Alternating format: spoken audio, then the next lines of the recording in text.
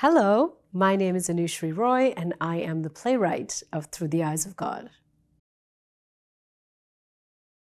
Oh my God.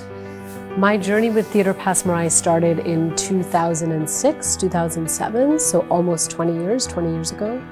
And it started with Lane Coleman, and then it went to Andy McKim, and now with Marjorie Chen. It has been a hugely integral part of my life. It has supported me creatively, artistically, with friendships that I've made, and just really allowed me to foster and try my artistic voice. That's the thing about being an artist, you know, sometimes you get companies where you write for, but then you don't get to grow with.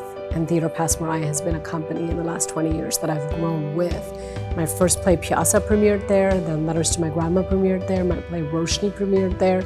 I wrote another play that hasn't premiered, but also was part of Theatre Passe Muraille. I've come back to Theatre Passe Muraille multiple times, and now here we are with Through the Eyes of God. What does TPM mean to me? How do I answer that question without crying, you know?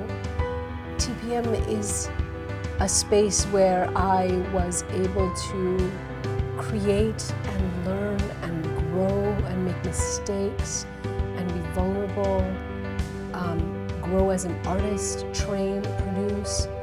It has all the impressions etched forever in my being as a result of that. It created me as much as I created inside of it, you know? It allowed me to be the artist that I am. It allowed me to, you know, I could walk around that building with my eyes closed. I have touched that curtains in the backspace. I know what the flooring looks like. I have kissed those walls. I have wept when shows didn't work. I've felt ashamed. I have felt scared. I've felt celebration. I have, you know, just had so much work done there that I think that building itself is a character in my story, you know. And I think those red doors, I've touched them before every show that I used to walk to go do Piazza. Andy had called Thomas and I saying that he wanted to have a meeting with us, and we didn't know what the meeting was.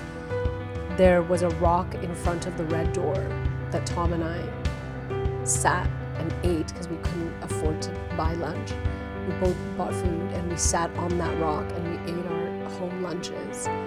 And we looked up, and it was Andy McKim's office up there, and he could see us.